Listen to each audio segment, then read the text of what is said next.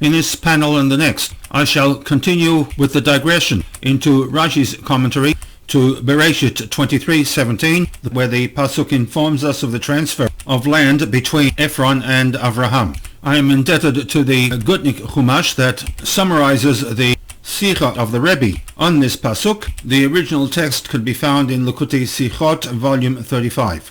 In his commentary to the words of Vayakam Sadei Ephron, Rashi offers two interpretations. The first, a midrashic reading drawn from the Torah Kahanim, where the word Vayakam reflects the concept of a tekuma, an elevation in status or in importance. The second option, identified by Rashi himself as the Pshuta Shel Mikra, reads the pasuk as reflecting a transfer of ownership, that the ownership of the land transferred from Ephron to Avraham. The Rebbe in the Sicha poses two difficulties.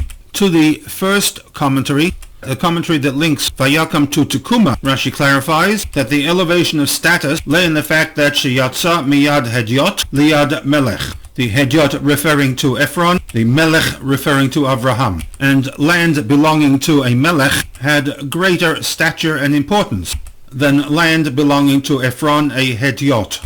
Not much different to the status attributed to Buckingham Palace, the White House, or the homes for that matter in which movie stars live. The problem with this first explanation of Rashi is the description that Ephron, compared to Avram, was a Hedyot, because this description is in conflict with an earlier description that Rashi provides as to the status of Ephron in his community, the community of the Bnei Chet. Ephron first surfaces in Pasuk 10, in which Ephron, in the presence of the entire community, offers his property to Avraham as a gift. There is a lead-up to this pasuk, beginning with Pasuk Gimel, where we are told that following the mourning period for Sarah, Avraham begins a negotiation, not with Ephron, but with the Bnei Chet, Vayedaber el Bnei Chet Lemo, in which he requests the right to bury Sarah in a piece of property that they controlled. Their response was an acknowledgement that Nasi Elokim Ata B'tochenu, you are a prince of God amongst us, and therefore Kvar et Meitecha, you may bury your dead, B'mivcha Kvarenu, in the choicest of burial locations that is under our control. And furthermore, no person from our nation state will be permitted to reject your wishes.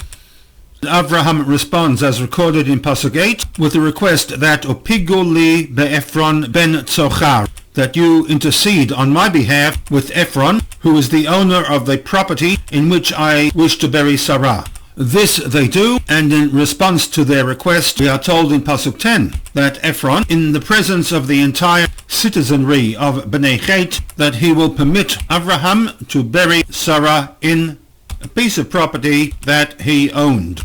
There was much toing and froing, with Ephron wishing to transfer the ownership to Avraham without payment, whereas Avram insisting that he must pay for the land. Ultimately, in Pasuk 17, we are informed of the transfer of ownership of the land in the words of the text, Vayakam Sadei Ephron asher b'machpelah, the field, the cave, the trees that identify the property line to Avraham. The narrative appears to be relatively straightforward, except for the insertion of a piece of information in Pasuk 10, in which Ephron committed himself to giving Avraham ownership of the property. That piece of information is that Ephron Yoshev Betoch Bnei Chet. Yud Shin Bet, a very common shoresh, to sit down, to remain, to stay, to live, to inhabit, to colonize, so that we are told that Ephron at the time was living amongst the Bnei Chet, which on the surface would suggest that Ephron, like Avraham, was a foreigner. It could be argued that the entire phrase is somewhat superfluous. What is germane to the storyline is Ephron's agreement and commitment to Avraham. The fact that he was Yoshev Betoch Bnei Chet appears to have no bearing on the narrative. Rashi, however, is more concerned with a missing vav. The word Yoshev in the present tense can be found 229 times throughout the Tanakh, and the spelling is Yud Vav Shin Bet. The very first time we have this shoresh in the present tense, the spelling is Yud Shin Bet, pronounced Yoshev but with a missing Vav. a point that Rashi makes in his commentary, where he states this fact along with an implied question. Tiv chaser. The word yoshev is written in a defective form, a missing letter, the letter being the vav. Missing letters are understood as red flags to highlight a piece of information that lies beyond the text. To Rashi, this is a piece of code that informs us that Oto Hayom, on that very same day, prior to EFRON committing himself to Avraham, Minuhu, they, the Bnei Chet, appointed him as a shoter alehem, as an official, as a person of status over them.